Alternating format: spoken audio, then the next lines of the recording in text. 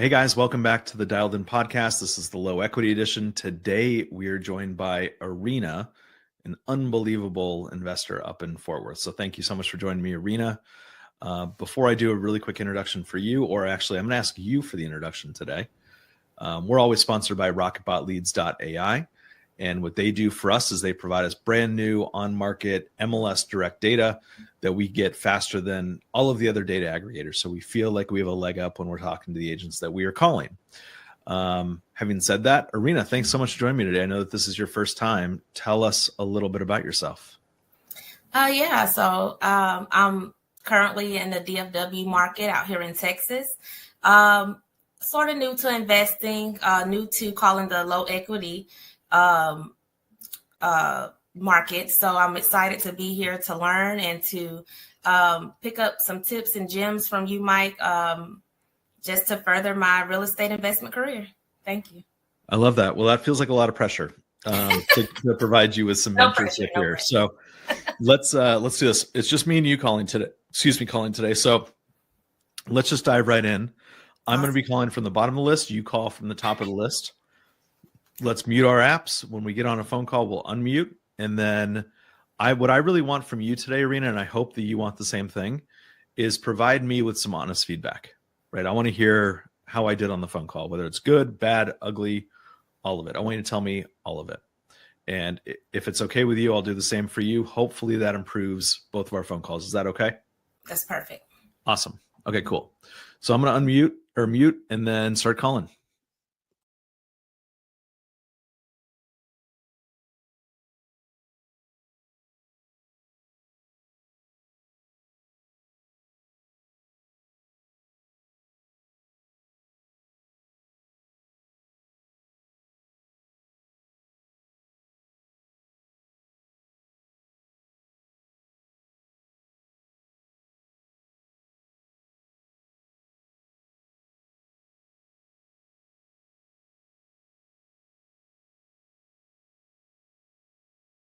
Calling about the property on Glenrise Place. Yes, how can I help? Yeah, so I was just calling. I'm interested. I'm a local investor here. I'm located out of Fort Worth, Texas, but I do invest everywhere. And I was just wanting some information about the house. I see that you have an asking price of the $329. Is that still the same? That is correct. We just put on the market, I think yesterday was our first day. Okay. What kind of offers have you all been getting? Haven't got anything offer. We just got on the market yesterday, so I have some showings, but no offers yet. Oh, okay. So just on the market. Okay. So what I'm looking at, so we typically invest in low equity properties where we have a couple of different options where we can help the seller out to get their home sold. What is the price? How are they open to going lower on that asking price? No, we just hit the market. Okay, just hit the market. Maybe after a month or two you can call us, but for right now we're getting a lot of traffic and it's priced very well, and it's the only one that has a water view from it, so it's a great property. Yeah, why are they selling? Just moving on. They just sold it and they're moving on to another house. Okay, awesome. Okay, so are you all off, or if we're able to come to that price, are they open to terms, maybe any kind of creative offers for that? No, like special financing, no. He wants it straight. Wants it straight? Is there a reason why? That's just his choice. Just his choice? He said that at the beginning. He just wants to put on the market initially to test the waters after 30 days and go from there. I've been doing this 28 years, so I know what you're trying to do. He's not interested, though. But I appreciate your time. Oh, awesome. 28 years. Well, I hope I could be like you and survive that long. Have a blessed day. You'll find some deals out there. Well, let me just tell you this. Just keep my number just in case in the end. Okay. If just push come to shove, last ditch effort, we do offer, just to throw it out there. We typically do take over the payments for the seller, pay out your commissions, give the seller a little cash in their pocket and closing costs. But I appreciate your time. Oh, you're welcome. Well, thank you. You have a good day. Bye-bye. Erina, you're a bulldog. I love that about you. You're a bulldog. There are a lot of people. Hey, Tyler, by the way, how are you? Good. How are you doing, Mike? I'm awesome. There are a lot of people out there who would quit on that call right away, right? Because you could sense that he was not wanting to give information. Right. And, I think part of it is that he has probably received phone calls like this before. It doesn't sound like he's gotten anything like this on this listing at all, but he's also very experienced, right? He's been in the business for a long time. He doesn't sound like he's old enough to be in the business for 28 years, but he seems like he's a pretty sharp guy. Okay. So a couple quick points here. Okay. I hesitate, and this is just my style, by the way. So take everything that I say with a grain of salt. Okay. You too, Tyler, if that's okay. Rudy's here too. So take this with a grain of salt entirely. I don't love to tell agents that I'm an investor right away. I basically say it in other words, because sometimes I feel like anytime I say that I'm an investor to somebody, they kind of pull back, right? It feels more like a competitive kind of situation. That's kind of how I feel about agent investor relationships. And one thing that I think that you did really, really well is start the conversation. I'm a local agent, I'm a local investor. Just kind of pull back the investor part of it. Okay. But saying that you're local, I think really helps, right? So I love that you called a local property first. I could sense when you started to ask about motivation, I think that what you could do is ask about motivation a little bit differently. Okay. So, I always talk about this, and Tyler, Rudy, I know that you've heard me say this. I don't know if you have, Tyler, but the 4 pillars, a lot of people bring in the idea of 4 pillars into DTA, direct agent work. And anytime that we're working with an on-market property, we already know 3 of the 4 pillars, right? So, Erina, which of the 4 do we know so far? That they're looking to sell as soon as possible. Yep. So you got timeline, right? What else? Motivation. You don't have, that's the one you don't have. Yeah. Price and condition, usually, if they have the pictures online. Exactly right. So those are the 3. So you have price, you have condition, you have timeline, right? They want to sell today. You know the price, you see the pictures, right? The motivation is always interesting. And we're always taught as investors to find the bunnies, right? Find the motivation. How do we find that to really pivot the conversation to find a way to benefit the seller? In this situation, because we're working through an intermediary in the agent, it's not as important, I feel. It's important, I think, as you build rapport, but I think that there are a couple really casual ways of doing it where it's not like, hey, what's the seller's motivation? And the way that I'll do it sometimes is I'll say something like, this looks like a beautiful property online. It looks like you've gotten a lot of activity on the property. Is there something wrong with it? Why hasn't it sold yet or whatever? And what typically happens in that scenario is that the agent's always going to come back and be defensive. No, it's a great property. The sellers are just whatever, moving out of state, job relocation, whatever that is. So that's kind of like a little sly way of doing that. I will give a hat tip to Kevin Cho for that one. He taught me that one. I love that one. Otherwise, I think it was a really good call. One thing I would encourage you to do is when he says that they are not interested in that type of transaction, or the agent says, I know what you're doing, you'll find deals out there, poke a little bit. And the way that I poke is I'll say something like, it sounds like you've done transactions like this before. Tell me about it. Now, he was a red agent, right? So you got a lot further than I would have, guaranteed, like 1,000%. But poking and prodding a little bit to see what their attitude is towards a subject to offer is really helpful for me personally to structure it in a way, or at least describe it in a way that's beneficial for the seller and for the agent. Otherwise, really good call. Let's take a second here. Tyler, Rudy, welcome back. Tyler, it's good to see you. Thank you. Tyler, did you and Rudy, did you guys both receive the lead list that was sent to you? I did. Yes, correct. Okay, cool. Rudy, you did too, I assume? Rudy's having some trouble with his internet today, so he'll hop back in. Tyler, so what we do here, the whole idea is just let's make phone calls together. Okay. Let's provide feedback for each other. Okay. And you actually heard Erina's call, didn't you? Yeah, most of it. What feedback do you have for Erina on that phone call? Kind of like my knowledge of this is brand new. I mean, I don't even, when you said the 4 pillars, I was like writing stuff down. So I'm like probably the greenest of green. And I do agree with Mike that you kept asking, it was almost kind of like you didn't hear the no and you just kept trying, even if you didn't maybe know the right direction to go, you stepped kind of casting your line out there and maybe trying to get a hook. So I thought that was really good. And sometimes I think just asking an additional question,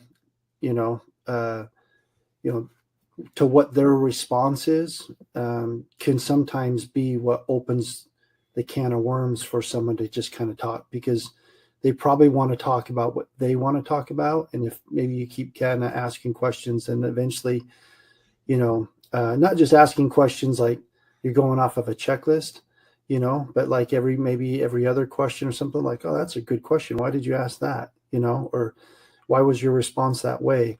And it kind of can get them to maybe want to tell you a little bit more or something like that. So, yeah.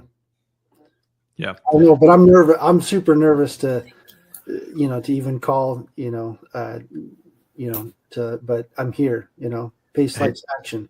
That's way to show up. I love it. So here's the thing, Tyler. You can hang out for a little bit, listen to a couple of our phone calls before you ever feel comfortable diving in. Don't even feel pressure to dive in today. Okay. So don't worry about that. What we do want, though, is we want to hear your feedback on the calls that we do make. Okay. So having said that, Erina did a little brief introduction for herself. Tell us a little bit about yourself.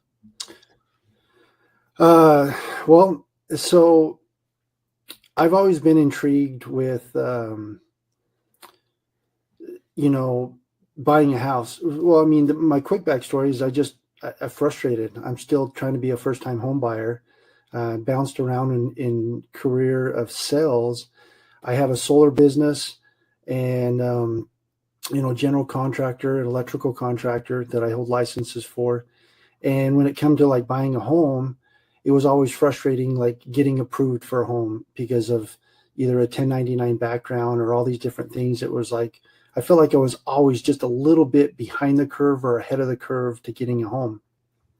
And so I started seeing all this stuff about buying homes this way, and it really intrigued me. And at the time, I had a call center down in Mexico that we were doing solar leads and selling over the phone.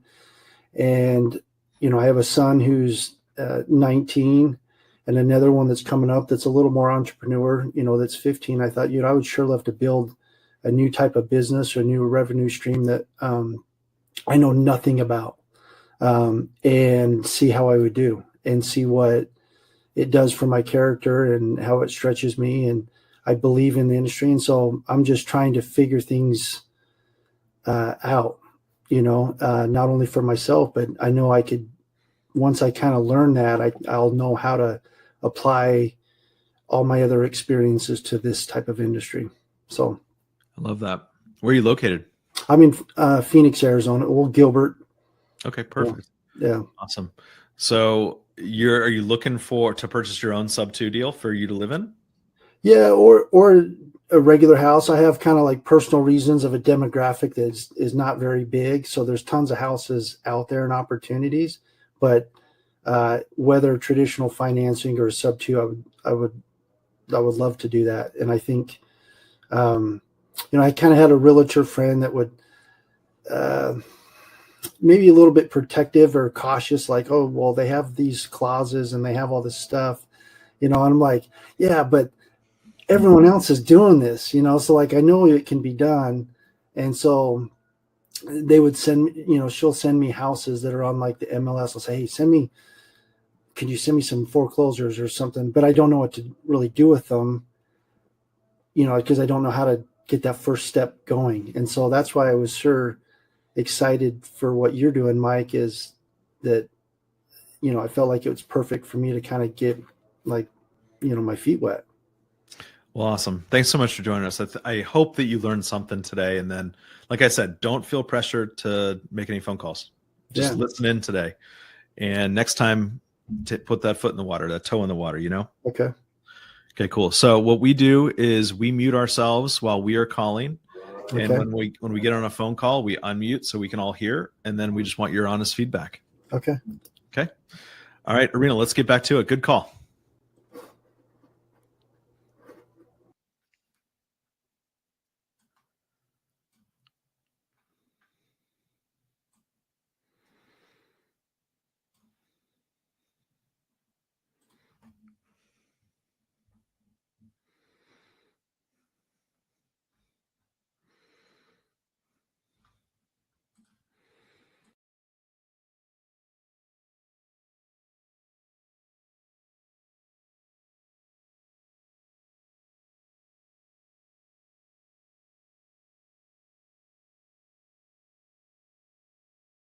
Good. I am calling about a listing of yours that I just saw in the MLS here. It is the one on Weathergate. Am I pronouncing that right? Yes, you are. Okay, cool. It looks like that just came on the market, right? It did. Awesome.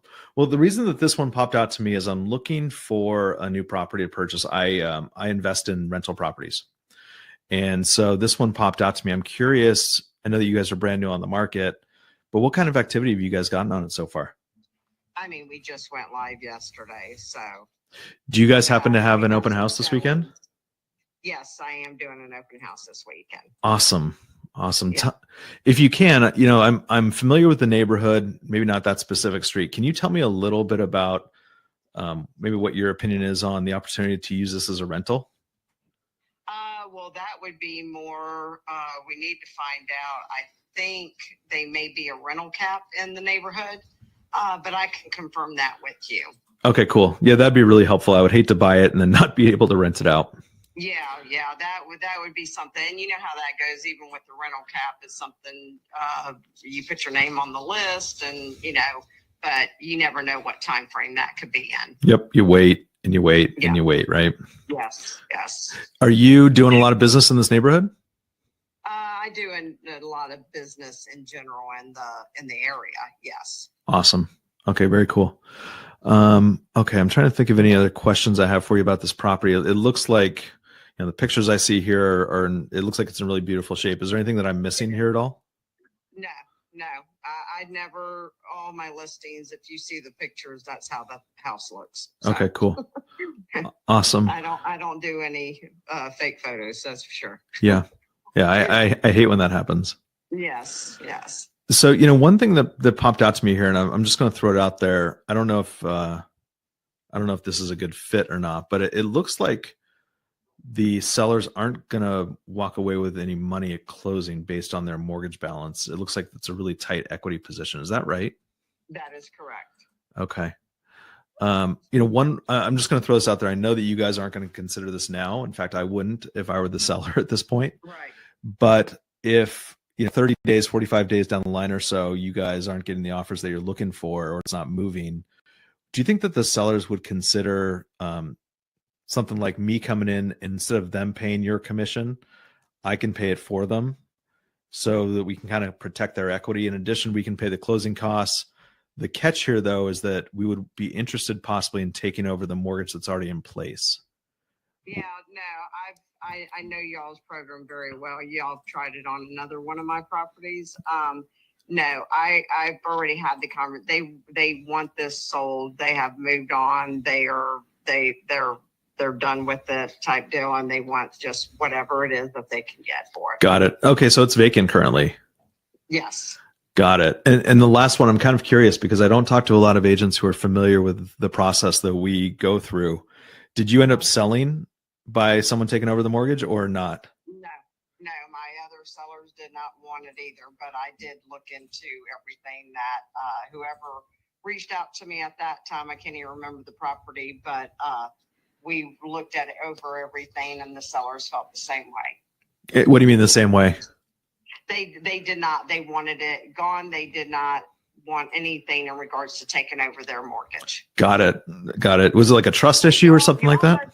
Y'all must be, has this been like a new seminar that has gotten a bunch of y'all out there now, because again, this wasn't prior. So I'm getting it a lot now. So is this something that everybody has been like now on the gun-ho bandwagon on this one? I think it's more a product of just what the real estate environment's doing. I think that obviously 3 or 4 years ago, up to 6 years ago, the interest rates were really, really low, right?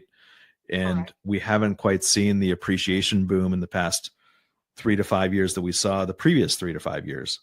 And so a lot of the houses that we're personally buying are ones where they're either a VA or an FHA loan, and they've been owned for a couple of years, and there's just not the opportunity to build up that equity. And so it's basically, have you ever done you've been in the business for a long time, it sounds like. Have you ever done a seller finance? Years ago. Yeah. So it's basically the same exact thing. So the idea has always been there. It's just how it's structured and how it's presented. And I know that there are a lot of people who are calling about these sorts of things. So I totally understand where you're coming from, but I think it's more a product of just the real estate environment as a whole. Yeah. Well, you see, I guess because I have been in the business a long time, I do know the real estate business in a whole. And North Carolina is not, I mean, I can't speak for other states, even though I know a lot about Florida as well. These interest rates, I mean, I bought my first home at 14% interest rate. I know the housing market's higher, but when you're settling into that 5-6%, I get everybody has sticker shock on the under 3%, and we'll never get back to that. That was just a rare time period. And we've seen what happened during that. But 5%, 6%, the technology, people moving here and stuff, the housing market isn't going to go into no crash or anything like that. And if you're patient, again, I think even agents has been so programmed within crazy market that they feel like if a house doesn't sell within the first week, that some way we have to drop the prices 10 to 20,000, and that's just unrealistic. I was in a market 25 years ago where houses stayed on the market for a year, and you may have gotten one buyer for it. Well, yeah, so but that required at it in a different way. Yeah, that also required a much better agent, though, too, right? I think that the last decade or so has really made it easy for people just to throw a listing on the MLS. And it sells in a couple weeks. It doesn't take That's where so many got into the business, because they thought, man, this is simple. To me, this is exactly where the market should be, where it's a balanced market between buyers and sellers and negotiating their property. I agree 100%. I love the way that you look at it. And, the way that we look at it, just because we're buying as investors, we're not getting the same rates that a homestead buyer is going to get, right? And, we own a lot of properties. So what we're trying to do in this case is buy as many properties as we can using the lower interest rates that are still in place as much as we possibly can. And so it's more a product for us, at least, of the interest rate environment from a couple years ago. You're turning those properties into rentals, correct? Either that, or sometimes we resell them on owner finance. It really just depends on the property. What's your percentage of reselling versus rental? It's probably 75% rental, 25% resell. Okay. And you do understand that due to a lot of these corporations and people doing more rentals in a neighborhood, that has also hurt our industry? Sure. No, of course. Yeah. Of course. So I think it's a big thing. I think if people just, I guess understand all of real estate and not just, the crazy market and then where we're at now, I think it makes for a better person to explain things to clients and let them have a big idea and make that choice on their own. I agree. Mike Jackson over here, that's my full name. Mike Jackson is not Blackstone for sure. So I'm not buying tens of thousands of properties per month. Just trying to, feed my kids and their kids. That's all I'm trying to do. Right. I get it, but I hope you understand what I mean in regards to the rental. It does hurt a lot when homes are being rented out and stuff as well, especially for first-time home buyers and stuff too. I agree. Do you own any rentals, or do you just own your own home? No, I own mine. Got it. Yeah, that makes sense.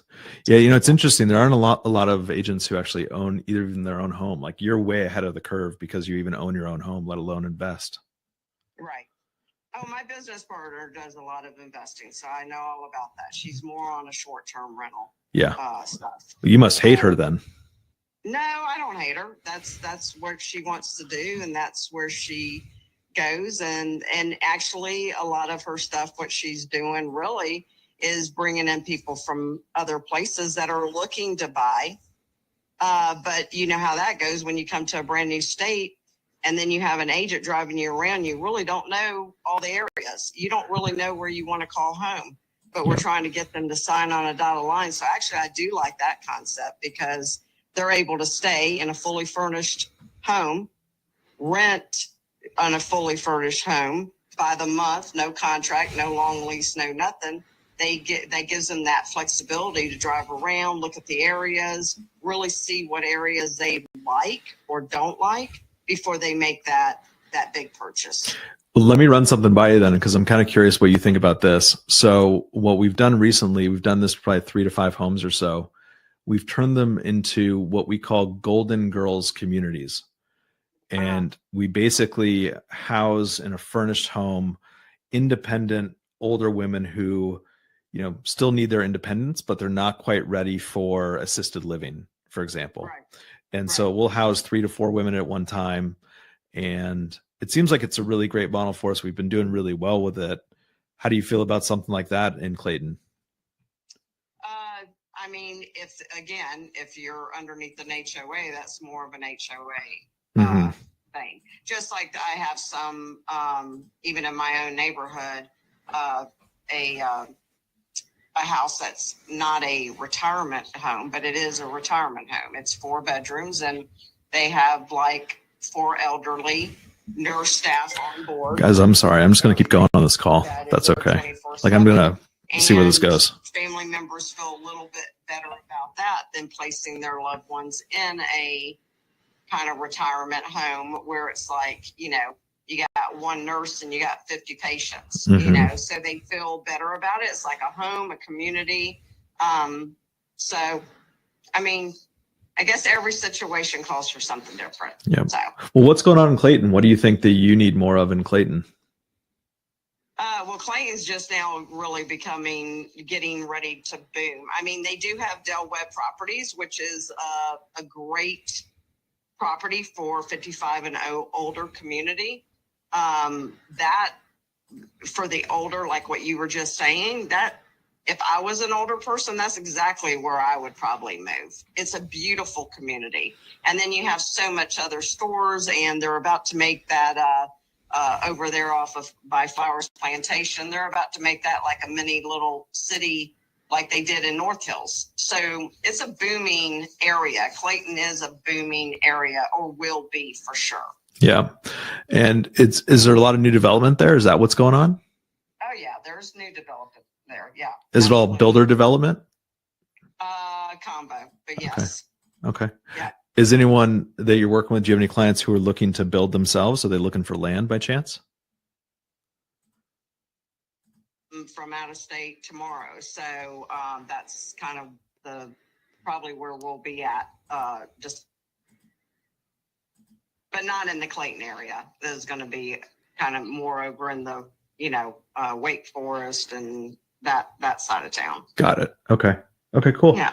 Well, I learned a lot talking to you. I appreciate you spending a few minutes with me. You're welcome. You're welcome. I hope you have a wonderful day. Thank you. I hope this listing sells quickly for you. Thank you. Have a good day. Bye-bye. All right, guys, lay into me.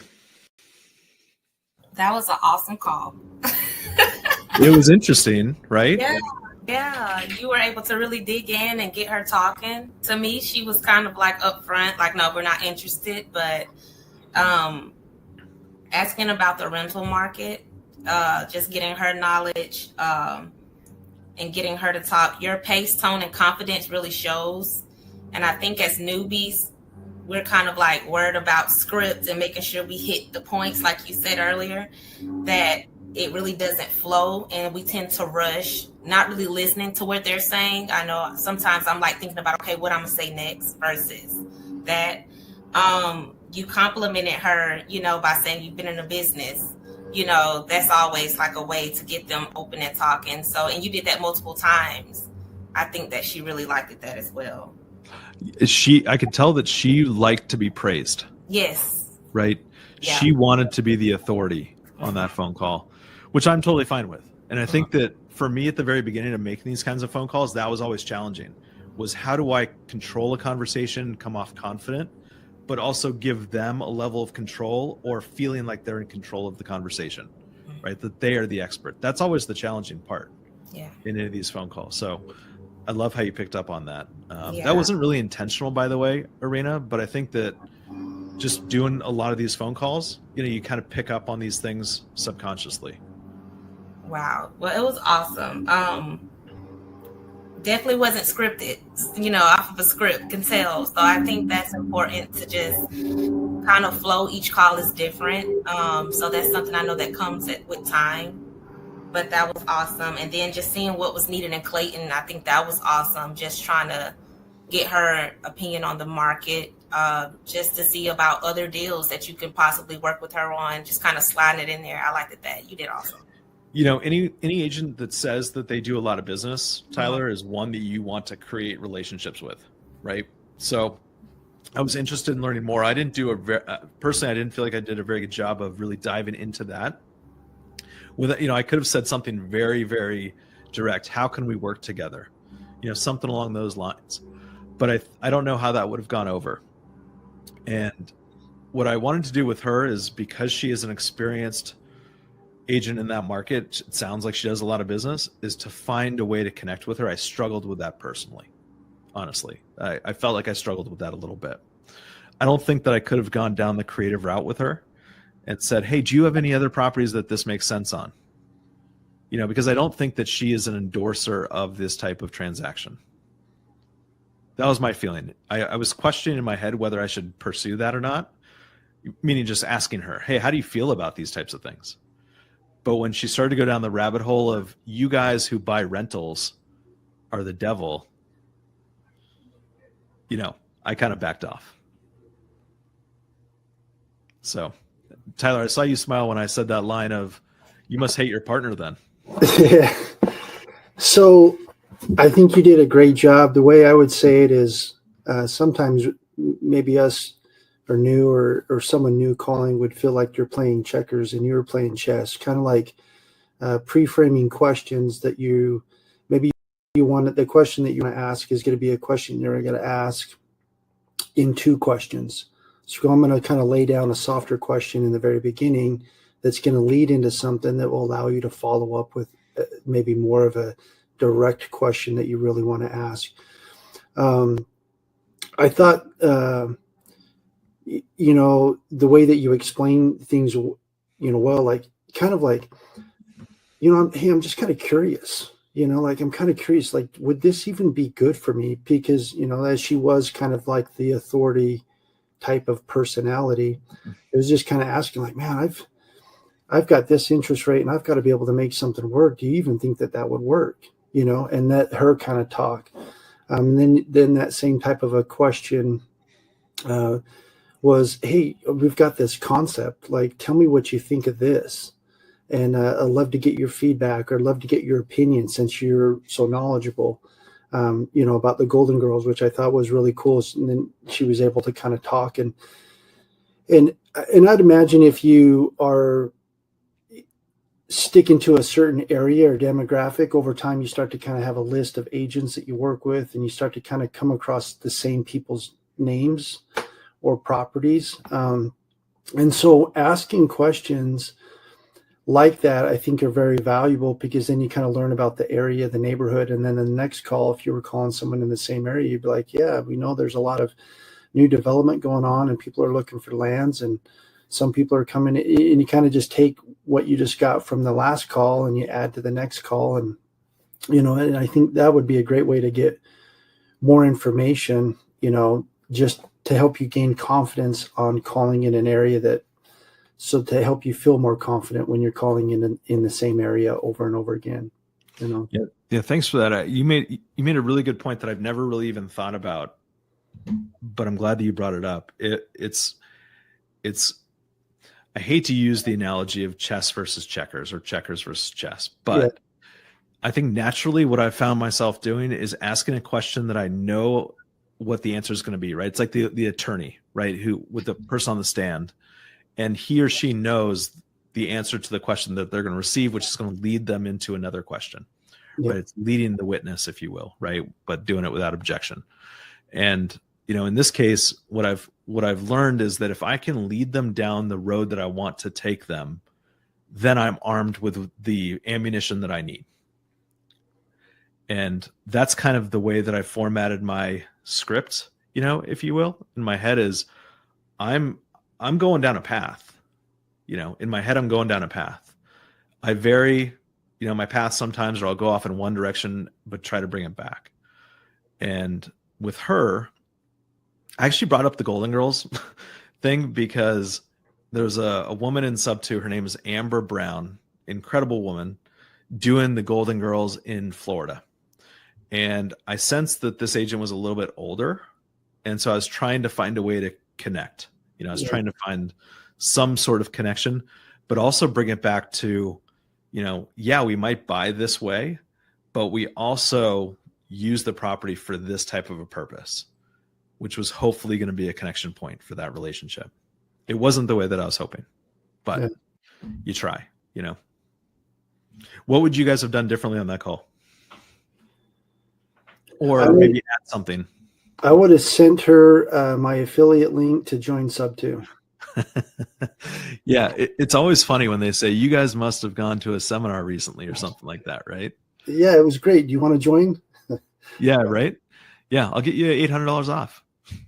I'll split my affiliate with you. The one thing that I thought about when she said, you know, I could see her point making sense. Like there's a lot of rentals, and that's kind of hurting the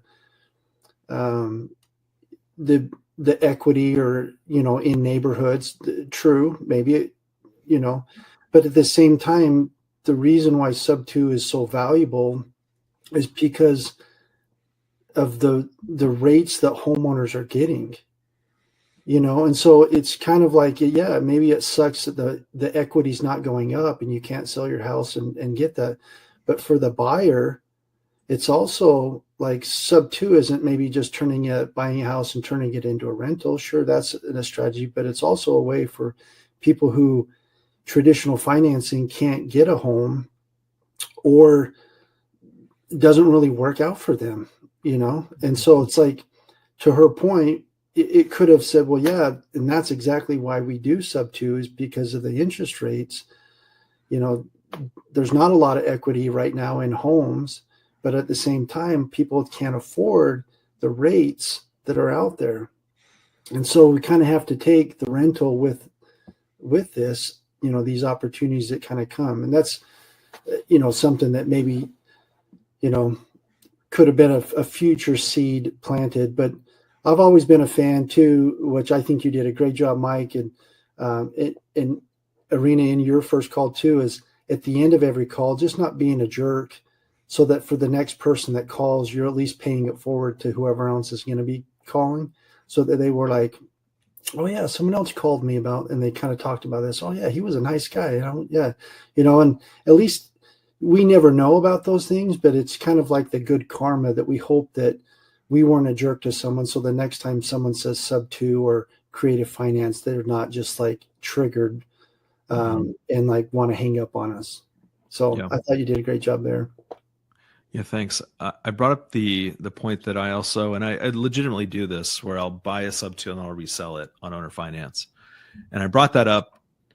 We didn't go as far down that path that I wanted to, but I wanted to kind of bring it back to, we provide opportunities for people who don't have the opportunity to purchase conventionally. You know, Tyler, it's the story that you told, right? If you don't have a W-2, sometimes it's hard to get qualified at a bank. Mm-hmm. If you are a construction worker and you're paid in cash, but you work your butt off, sometimes it's hard to buy a house. And yet you have the money to do it and you can afford the mortgage. And so, you know, maybe that's a good route to go down sometimes is, you know, we provide opportunities for people to purchase a home that don't traditionally have the opportunity to purchase. Yeah. So something to think about. Well, Erina, let's get back on the phones. Let's get a couple more done in the next 20 minutes or so. One other question. So for this, are you, would the process be something like this? You send out this list and I go, okay, I'm going to randomly choose a house, line 6 or whatever, this one that's in Denver. And then maybe I look up the address and get a little bit of information before it and then call and try to make a connection. Is that what we're doing behind the scenes kind of? I didn't even look at this property. Okay. I just called the number. In fact, when I said it looked nice, I haven't even seen it. Okay. That's me though. And when I first started to make these phone calls, I felt like I needed that support blanket a little bit, right? To comment on something that I can see. At this point, I don't care. I can roll with it and see. But I think what I always encourage people to do, if possible, is just dial. When you get on the phone with somebody, then if you want to look it up, look it up. Okay. Because what happens is if you take a look at something, Tyler, like if you look down a list, let's call it a list of 30 properties.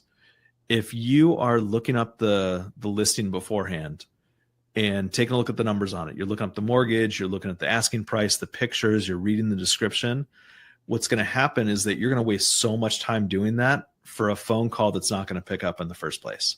Correct. Right? Yeah. So what I like to do is encourage everybody, if you possibly can, dial. When you get on the phone with somebody, then you look it up. That way you're really valuing your time. And if you want to do this effectively, you have to make a lot of phone calls. It's just the nature of the beast. So the more phone calls you make, the more money you're going to make. I hope that answers your question. Yeah, it does. Okay, cool. Of course. All right, let's dial another one.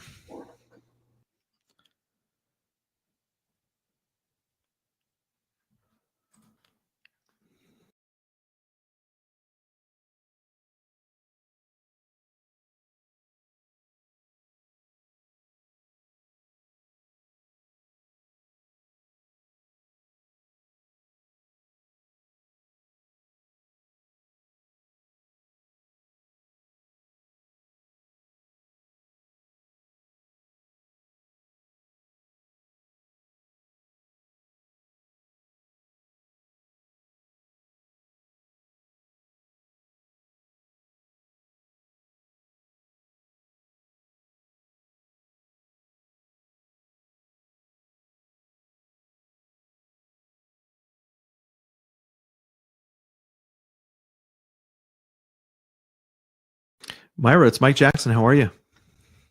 I'm doing good, thank you. Awesome. I'm looking at a listing of yours. I think it just came out. It's the one on South Courtney Court. Oh, yes. That just came out like within the last few hours, right? Yes, I think I put it maybe yesterday. Okay. Got it. It looks like a beautiful property. I can imagine you've gotten phone call after phone call. Not yet. No. Okay.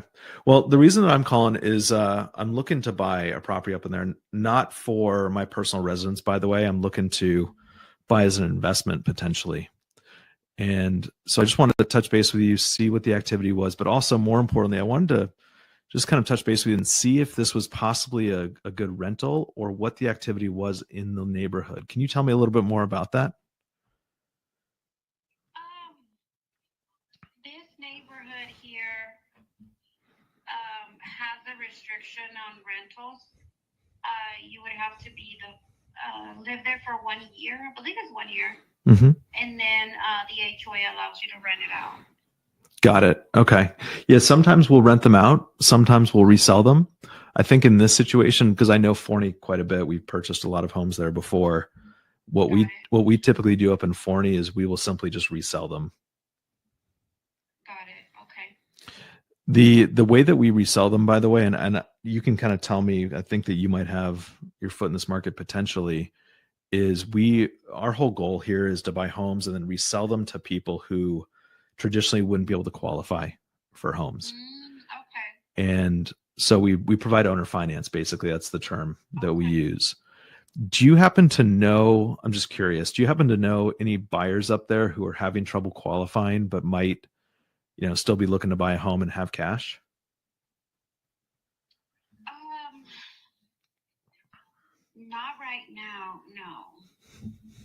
It sounds like you might come across them sometimes. Sometimes I do, yes. Okay. Well, I definitely want to work with you on the ones that we purchase in case you do have those buyers. We love to bring in an agent who has those relationships, if that's okay. Yeah, that'll be fine. Yeah. Okay, cool. And as far as this one goes, I know we kind of took a little bit of a detour, but as far as this one goes, I'm still interested in potentially looking at it. Are you guys having an open house this weekend? Can I come see it at some point? Yeah, just let me know when, and it's I can open it remotely, or I can meet you there. It's up to you. Okay, cool. But I'm not gonna have an open house this weekend. I think I'm gonna have one next weekend. Just because I think it's gonna rain this weekend, but that's why I'm not gonna have one this weekend. Yeah, if you want to see it, yeah, it's vacant. Okay. Yeah, I'm sick of this rain. When's it going to go away? I know. So where have the sellers gone? They moved out a little while ago? They got divorced, and the wife moved to like somewhere in Plano, and then the husband, he actually moved out of town, like out of state. I think he's in Washington. Got it. Sounds like it was a contentious divorce. Yeah. Yeah, he moved as far away as he could. Right. He's pretty motivated on selling it. He doesn't want it.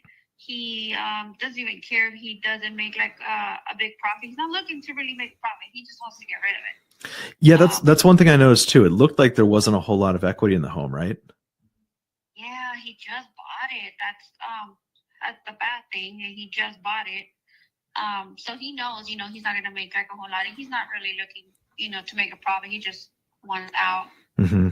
Does the wife I'm just curious, feel free to say, don't ask that stupid question, but does the wife have any input on the sale of the property at all, or is it just him?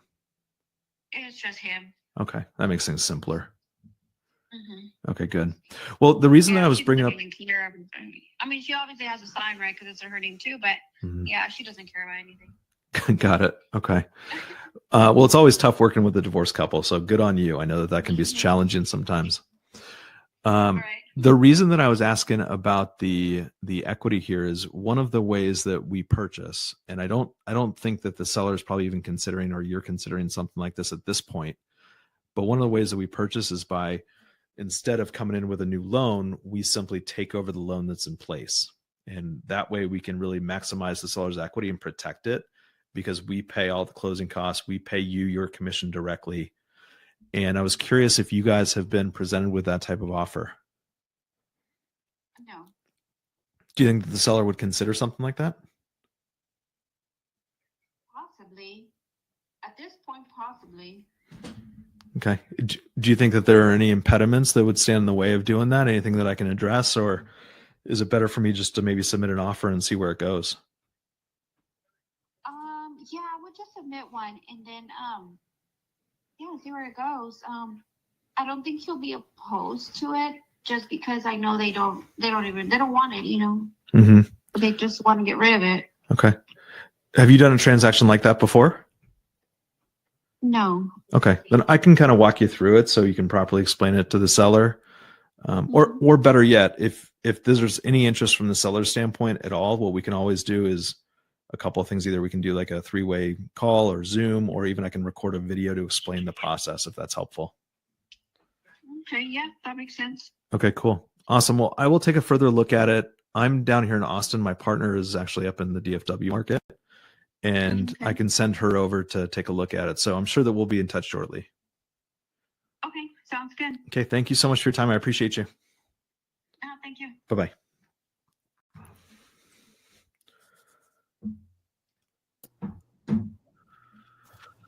Talk to me. Another call. You can go ahead. How do you feel that went? I feel like I was pulling teeth a little bit. Okay. I felt like I know how difficult it can be to do a deal with a couple who's going through a divorce with this type of transaction. So I wasn't pushing as hard as I normally would push on it because of the challenges that are inherent with this type of scenario. I thought it went okay. I would call it, a B. if I were to grade it personally? Why'd you ask? Well, just, to hear to me, that sounded like there's probably a real possibility. She kind of, the way things perceived to me, that she was kind of a passive personality type, not like, probably just a sweet lady, not headstrong or anything, just was trying to sell the job, just doing her job, like, I'll pass it on. I think you would do that, And so I was just kind of curious to see, like, what type of, like, if that would be considered like a good call or a bad call, but it sounded like, I mean, I was pretty excited. I thought we were going to sign papers. Yeah. I thought it was a good call, Tyler. Honestly, Yeah. I think that you're exactly right. I'm going to have to walk her through that process. Yeah. Very, very finely walk her through that process, which is totally fine. And that's why I at the end talked about, if you have any questions or if your sellers have questions, we can always do some sort of a 3-way call or Zoom or whatever. And do you find that when you explain that, like, what sub 2 is or whatever, I've seen in the group that people say that there's a document or maybe an email, that's something that maybe Pace or someone had that just explains it? Or do you find it better to be on the call and go over that document at the same time? It's a great question. Very early on, I joined Sub 2 a very long time ago. I joined its second month that it was around. Okay. And what I learned really quickly is that anytime something is given out to the community, it's used by everybody. Okay. So what I always want to do, if possible, is be different, right? I don't want to send the same exact thing that looks exactly the same way to everybody. And so what I did instead is I created a website for my company that explains the whole process. It has videos of us and they're explaining what happens in case this happens, so on and so forth. If it's a VA loan, FHA loan, what happens in the case of default, all of these questions that they should be asking. And so what I do is I direct them to that if possible. Okay. Because as much as I possibly can, Tyler, I want to control the conversation, right? I don't want her to try to explain something that she's never done to her sellers. Mm-hmm. So I want to control the conversation as much as I can, whether that's my website, whether that's an email from me that's different than what everyone else is sending, or whether it's us setting up a 3-way phone call or a Zoom or something like that. I want to be the one who is controlling that narrative. In fact, one thing, this is kind of like a ninja move. And, who knows how many people are still watching at this, 1 hour juncture here. So this is really probably just for you guys and my mom. But one thing I love to do is after a call like that, send her an offer, a formal offer, not an LOI, a formal offer with a video of me. So I'll sit here and I'll say, I think her name was Myra. Hey, Myra, this is Mike. Thanks so much for your time today. I really do appreciate it. I've submitted an offer. I sent it to you in your email. Let me explain to you exactly what this offer looks like. What you'll notice is that, first of all, it's on a TREC form. So it's not on my contract. It's on a TREC form that you're super familiar with. The purchase price is the mortgage balance plus what the cash to seller is. So in this case, I'm offering the seller $8,000. It looks like they're going to net around $6,000 with a traditional sale. So I'm trying to give them a little bit more. So the total purchase price is simply just the mortgage balance that we would take over plus the cash to seller. You'll also notice on page 11 that I am taking all of the closing costs under my responsibility, including your commission. So I will be paying those directly. The seller does not have to pay those in any way. Let me know if you have any questions. I'm happy to get on a 3-way phone call with you. Let's be in touch. Before you talk to the seller, give me a call back. Let's have another conversation. Something like that. Okay. Very cool. And the reason that I do that is in addition to controlling the conversation, it's one thing for you to hear somebody over the phone. It's another thing to see them and for you to say it to them. And this isn't, a pre-written thing, a pre-recorded thing where it's, hi, Mr. and Mrs. Agent, this is Mike Jackson, right? I am using their name. I'm talking about the listing that they are currently on. I'm adding the address in my video. I am talking specific numbers about this property.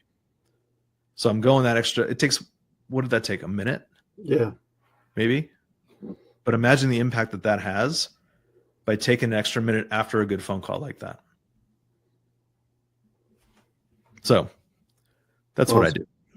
Appreciate it. That's awesome. That's good advice to do. Erina, what did you think of the phone call? I thought it was a good call. I like the way that when you notice that she hasn't done any kind of transactions like that, how you kind of slowed it down and not overwhelmed her with what it was. Because I do know that a lot of agents, when I'm talking to them, if I'm talking fast and I'm just throwing it out there, it kind of freaks them out because it's unknown for them. Mm-hmm. And they'll just shut it down, even if they haven't talked to the seller about it, just because they're inexperienced about it. But you came at her in a way that will make her comfortable to still pursue it, even though she didn't know anything about it. And with the tip of, I know that when we were doing like the No One Left Behind challenge with all the LOIs being sent out, it was just kind of like you get lost in the shuffle because they were receiving so much. So versus how you said sending the email with the personalized video that just took 1 minute, that just increased your chances of getting that deal 1,000%. And I've never even thought about that. Then, because it is a big group and we do send out the same thing. So yeah, that was awesome. The other thing that you have to think about too is the data that we're calling on, right? Mm-hmm. The No One Left Behind challenge. Where is this data coming from? Yeah. PropStream, right? Mm. Now, if you take a look on PropStream, you won't find this property on PropStream. It's still going to take 2 weeks to find this property on PropStream. Wow. So with this data, we're able to build a relationship with this agent and build that trust and rapport so that when she does start getting phone calls from everybody else, I've positioned myself as the person that she's going to want to come back to as the trusted person, right? As opposed to on day 14, what happens, especially with the No One Left Behind challenge, those agents are going to get how many calls that day? How many LOIs do you think they're going to get that day?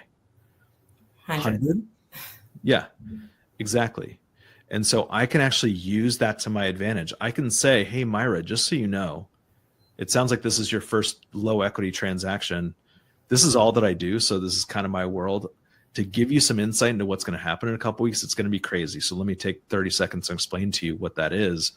You're going to start to receive phone calls from people who probably don't even sound like they know what they're doing. You're going to get 100 LOIs that look exactly the same with the same exact numbers on it. It's going to be hard for you to tell who's who and what's what. Mm-hmm. This is all that I do, as I said. So if you have any questions, even if you don't decide to work with me, I'm available to you to answer any questions. I care very deeply about the transaction, protecting this type of transaction so we can continue to do these. So if you have any concern, if you have any questions, feel free to come back to me. I'll tell you exactly how you should structure it to protect the seller in the best way possible. Wow. So personally, I think that's pretty powerful. I don't know. It is. I don't know if I'm just telling myself that in the mirror, like you're powerful, you're strong, that sort of thing, like affirmations. But I think it's a pretty powerful thing to get way ahead of everyone else and build that rapport and trust and say, look, even if you decide not to do it with me, I'm happy to be a resource for you and answer any questions you have to help protect the seller. That's awesome. Yeah, that does. Because when the listing is up or getting ready to expire, they'll go back to think about you. They'll be like, oh, wait, it was the first guy who called me about the property. So, yeah, that's powerful. Yeah. Plus, my name is Michael Jackson. So who's going to forget that? You know what I mean? Yeah. I lean into that. Erina, let's get you on one more call, and then we'll finish up for the day. Does that sound okay? It sounds great. Tyler, are you learning something today? I'm learning a lot. I sure cool. Appreciate it. Yeah.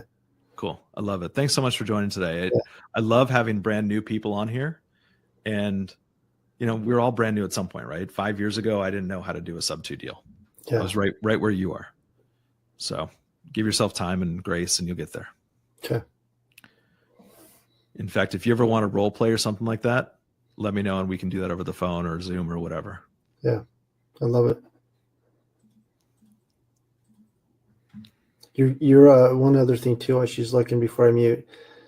I think one of the things I like seeing you do is kind of my style too, is you throw in these subtle jokes because you can kind of be kind of like, some people call me monotone, or they say I'm just kind of like this, but I've learned, I did door to door for so long. I learned how to throw things in there and kind of push buttons, and then like kind of act like, wait, I'm naive, in doing it. And I'm picking up on that, and it's good to see how you do that. You threw in a few jokes and, stuff like that. I like that. It brings, it kind of lightens the mood a little bit. Yeah, my wife says that most of my jokes don't land, which I totally get. But you got to throw them out there to try. Yeah. And I don't think that you're monotone at all. In fact, I learned something when I was in college. I learned that I like the tone of your voice, and I like the level of volume of your voice. Yeah. What it makes me want to do is lean in to hear you, right? It's loud enough where I can hear you, but I want to listen more. And so I think that's a huge benefit. Yeah. Huge. I agree. Yeah. Well, thanks. Yeah. And how your dictation and how you pace, it makes me feel more comfortable. Yeah. Yep. 100%. I agree with that. All right. Well, I'm going to mute, and good luck on this call.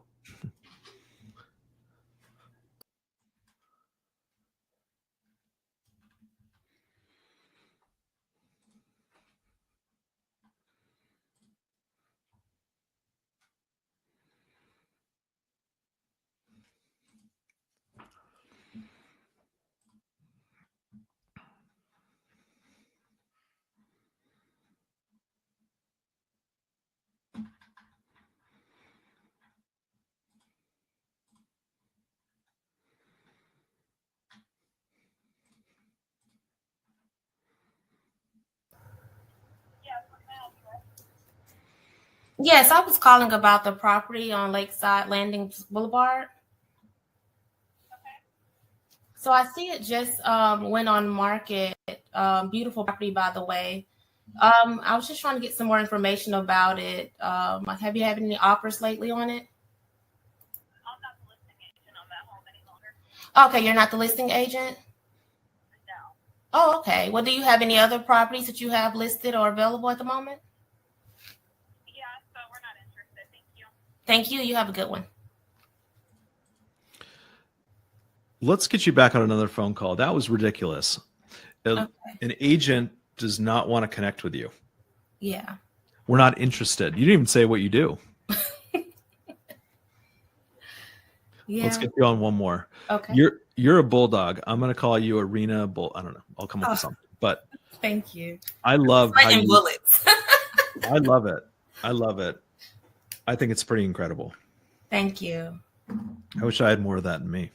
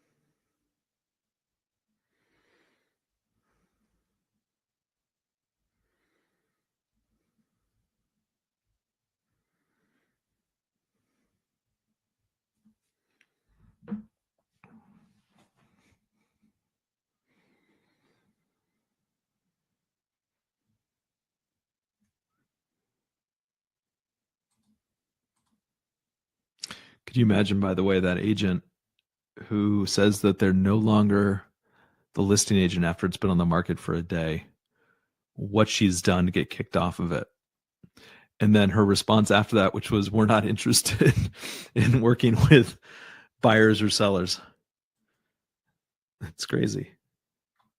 It's like saying the hot dog stand doesn't want to sell hot dogs. Is that usually a pretty hard process, right? Like don't you sign up with an agent and say, hey, you're going to list my house? And isn't there some type of document Yeah, you sign and they represent you. And yep. Yeah, it's a full listing agreement. So it's a pretty big deal. Hello. Yes. How can I help you? Hi. I was calling about your property on Palomino Place. Yes. Yeah. So I see it just hit the market. I was calling just to get some more information about it, looking to purchase in the area. Yes. It is 2 years old. It is a complete smart home. They have flooring, tiled in the walking areas. Mm-hmm. They've kept it very well. Their owners, first time, that was the first owner of the home. Mm-hmm. What else can I tell you? Are you familiar with that area? No, I'm not familiar with the area. So just a little about me. We do purchase. I'm currently in Texas, but we do invest out there in Florida. And so what we usually do is we'll actually purchase the home, or we turn them into rentals, or it just depends on, how we help the seller out. I know you just listed a day ago, so I'm pretty sure you haven't really got a lot of offers as of yet, have you? We have a lot of interest in it. Mm-hmm. No offers yet. Is it because of the area? Is that like an up and coming area? It look like all brand new homes built there, huh?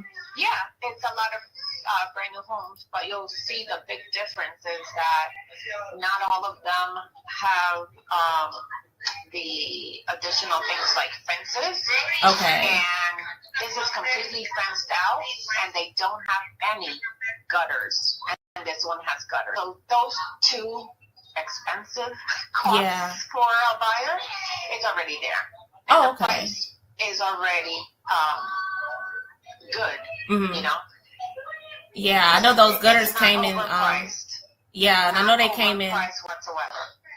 Yeah, I'm looking at that, and I know it came in handy with the snowstorm y'all just had. Did y'all get any snow down there? Not in Orlando or Apopka area. Really? Wow. Only up north of Florida. Oh, wow. Central. I know that was like a new thing, huh? Yeah. Yeah.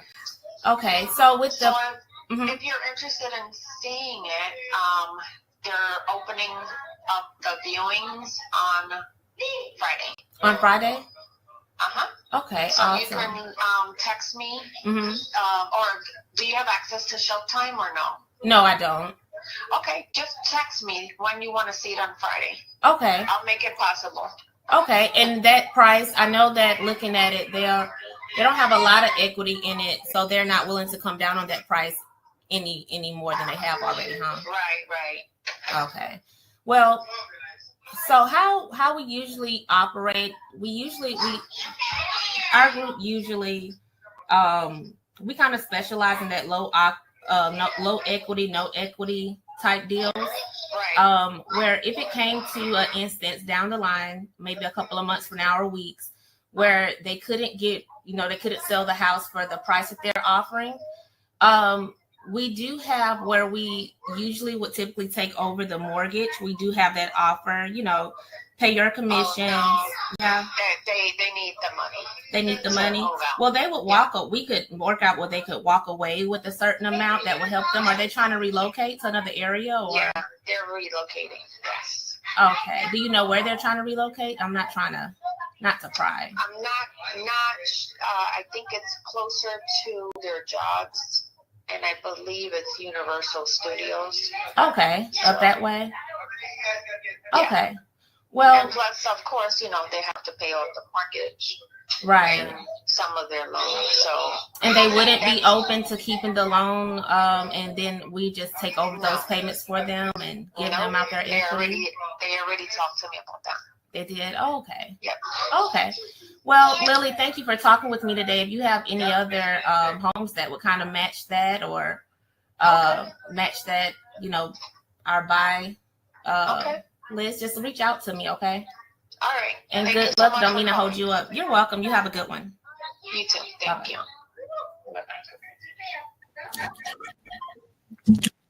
So Tyler, normally I would go to you first. However, this is really fresh in my mind. Do you mind if I chime in really quickly? Yeah, go ahead.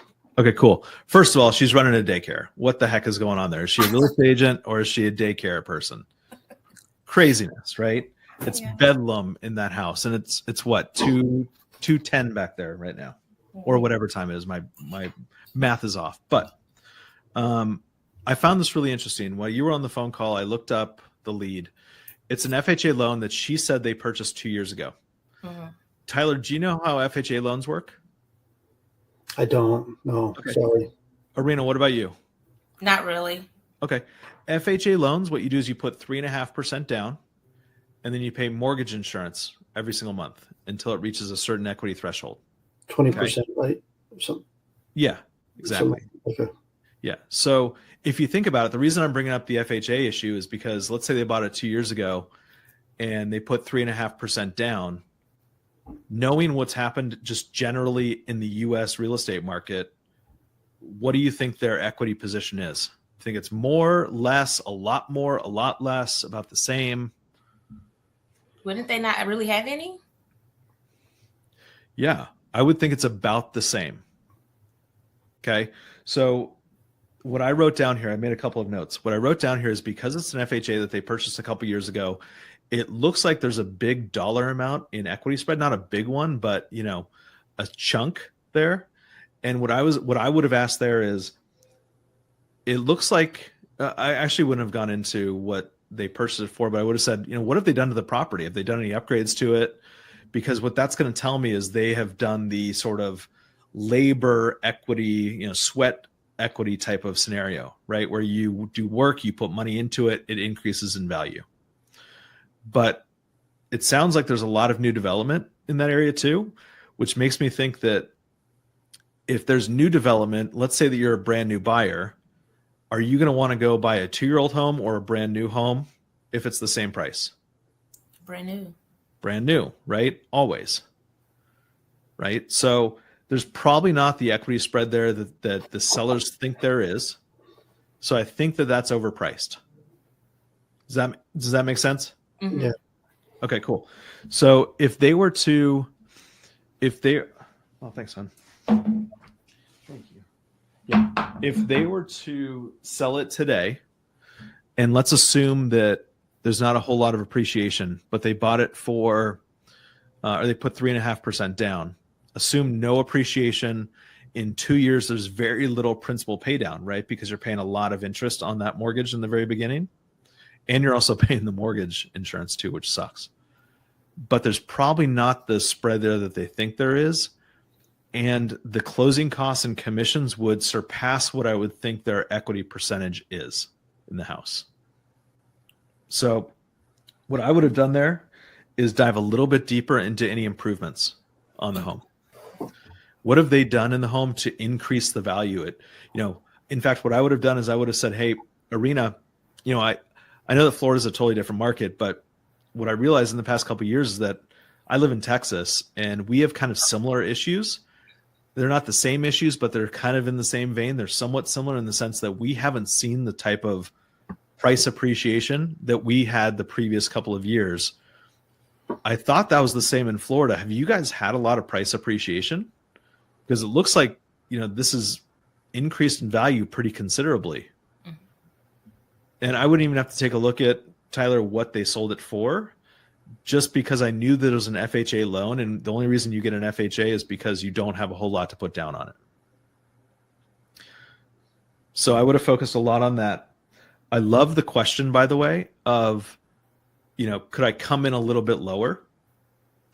One thing I would do, though, is one thing that I do, I don't know, again, take this with a grain of salt, but it seems to work, is, hey, is there any flexibility in the price? I know that you guys are brand new on the market, but are the sellers flexible at all in the price?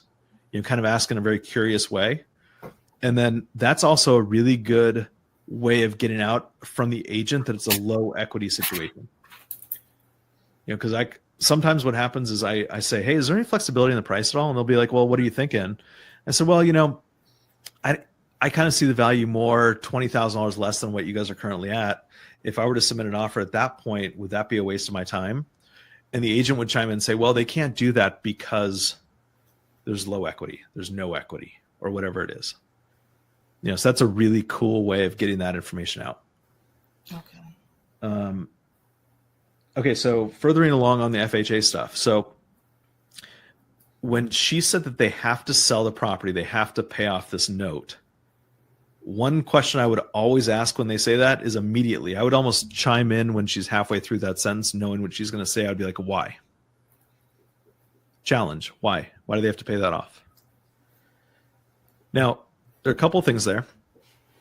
If they want to get an FHA loan on their next home, it might be challenging for them to get an FHA loan if they keep their name on this FHA loan, unless they're moving outside. I think the radius is 50 or 100 miles. I forget what it is.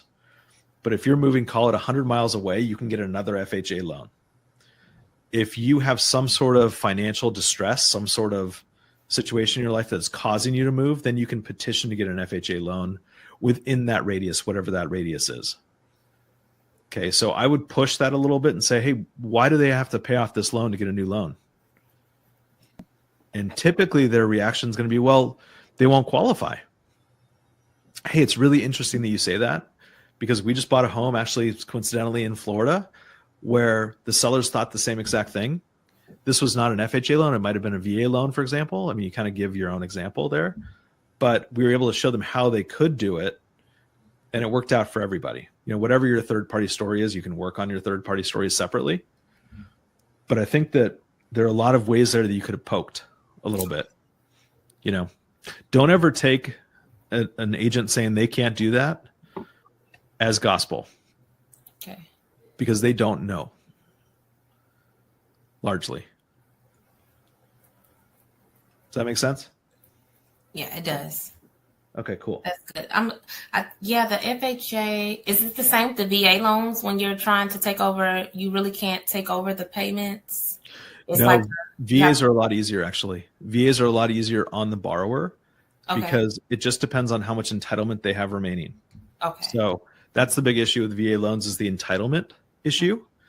But even if you surpass your entitlement limit, the VA will still insure and provide you with great benefit over the amount that you've already borrowed. Okay. Tyler, what did you think of Erina's phone call? I thought she did a good job asking. I think the one thing I've noticed about her is that she does, it's kind of like she knows she has to get information out, right? And you get it out. And I think as you learn how to make it all flow, then your ability is just going to be phenomenal, because if you get a rejection back, it's kind of like you process it or don't process it. Some of it's a little bit different, but then you go, hey, I'm going to just keep, I'm here, I'm trying, I'm in the game. I'm going to ask another question. And you kind of keep going and you get a response back, and positive, negative, you get some feedback, and you're like, well, you're still trying, even if maybe you don't know how to put it all together or whatever doesn't flow. And, just having effort alone is amazing. And so I think that's what I see and I notice about you, because just like myself, I wouldn't know what to ask if they had an FHA loan or if it has high equity. I would probably just go off of all the things that we know. But a lot of people will quit before, they would quit early. They would take one rejection and go, oh, no, you're not open to it? Okay, well, remember my number, call me back, and you kind of keep going, and they're trying to find different avenues. And so your persistence of trying, I think, is what really stands out over everything else. Thank you. Yeah. And you can't really teach that. You kind of can, or you can try to teach it, but that's what you're trying to teach people to do. And that's that determination. So I would much rather have, if it were me in my job, I would much rather have someone who's willing to keep trying and even saying the wrong things, but keep trying, because then you can fill in the blanks with things like Mike's teaching us, like, well, hey, yeah, do this, this, and this. And then as we do that, you're already that much further ahead than most people. It's really hard for people to maybe keep pushing, so I would much rather be in that position than in the reverse. Thank you. Yeah. I love that. Hey guys, today was awesome. Thank you guys so much. I know that we've gone over time. I think it was for a good reason. Erina, great calls today. Really good. There was a lot of good stuff there. A lot of good stuff we can pull away as feedback too, I think, on both of our calls. Mm-hmm. And Tyler, I love that you hung around. I really do. I think that, you're going to, whenever you want to dive in, just because of your experience before, I think that when you find your voice in this, it's going to be amazing. So you're welcome anytime. Erina, you're welcome anytime. Thank you guys so much for joining us. As always, guys, thank you so much for your support as well. We are sponsored again by rocketbotleads.ai. Feel free to use our coupon code for 20% off the first month. Thank you guys. Have a great rest of your week. I appreciate you. Thank you. You too. Bye, guys.